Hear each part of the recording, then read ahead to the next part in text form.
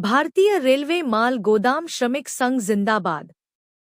आज दिनांक 16/05/2025 भारतीय रेलवे माल गोदाम संघ के अध्यक्ष श्री रणवीर सिंह जी के अनुसार नागपुर डिवीजन CR जोन के अंतर्गत आने वाला सिवनी माल गोदाम के अंतर्गत मुकदम एवं श्रमिक भाइयों का फॉर्म भरा कर सदस्यता का शिविर लगाकर संपन्न हुआ।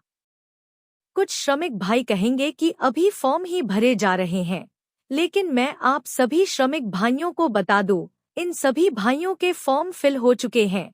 इनका डाटा दोबारा कलेक्ट किया जा रहा है। साथ ही 24 घंटे लोडिंग अनलोडिंग करने के लिए कुछ और श्रमिक भाइयों की जरूरत है। हमारे राष्ट्रीय प्रभारी मनोरंजन कुमार पासवान जी के निर्देशानुसार कुछ नए सदस्य जोड़े जा रहे हैं। धन्यवाद।